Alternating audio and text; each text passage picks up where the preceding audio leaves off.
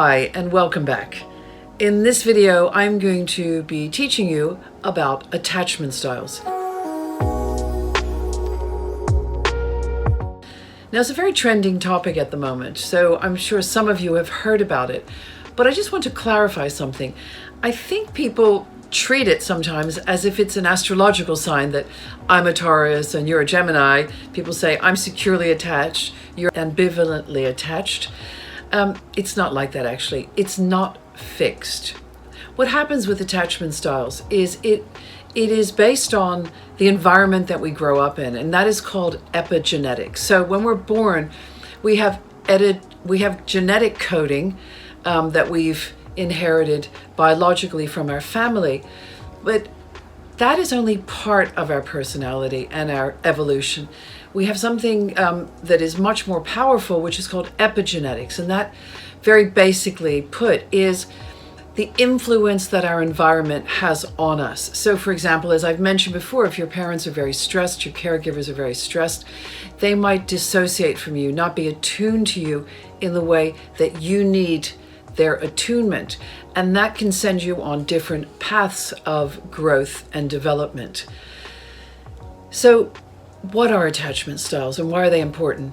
There's work started on this in the late 1950s by Dr. John Bowlby, if you're interested in looking him up, and he started noticing patterns in children, from children to adults, of how people evolved and developed and things like that, based on the situation they grew up in.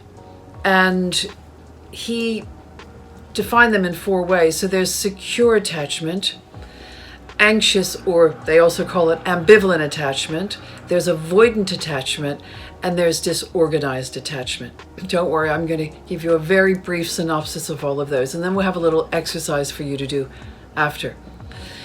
So secure attachment is pretty obvious what that is, that you are securely attached. You felt in childhood that you were safe emotionally and physically, and you grew up with a lot of self-worth, self-confidence, maybe feeling comfortable in your own skin, another way of looking at it.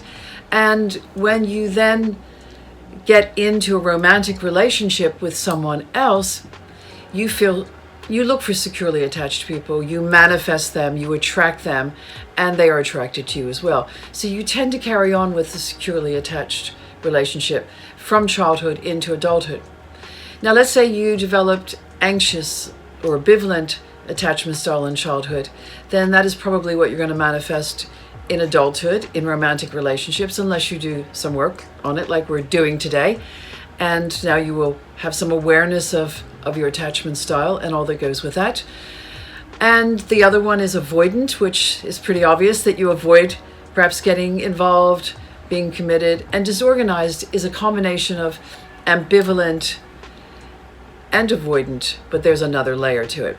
So what I'm going to do to make this easy is I'm going to use the metaphor of a playground. And there's a child that's playing in the playground, and then there's a caregiver, parent, whatever, sitting on the bench, maybe reading a book or on their phone. And I will demonstrate what these 4 attachment styles look like in childhood. So this child falls down and grazes its knee, and the child cries. And the caregiver sees the child crying, comes to the child's aid, soothes the child physically, perhaps, maybe wiping its wound, putting a plaster, a Band-Aid on it, maybe giving it a kiss, and then going back and carrying on with what they were doing. And that child in that moment feels seen and heard and validated. Remember, we talked about this. This is super important for every person to feel this way, because it creates a level of safety. So that child then goes back to play, and everything's fine, and it's pretty much forgotten. So that's securely attached. The next one is ambivalent anxious. And now what this could look like is same scenario, child falls off the bike. Sometimes the parent caregiver comes, and sometimes they don't. And there's no real indication of why they come sometimes and why they don't come sometimes. So it's very ambivalent. It's neither here nor there. And that creates anxiety in the person, because the child then is Will they come? Won't they come? And that can lead to them being very ambivalent and anxious in relationships. And some of you might recognize yourself in this. Maybe you're anxious about when your partner is away. You want them to come back, but then when they're there, maybe you give them a hard time, an argument starts, whatever. So there's this sort of push-pull in the relationship, and I'm giving you very basic examples of it. We will go much deeper into this.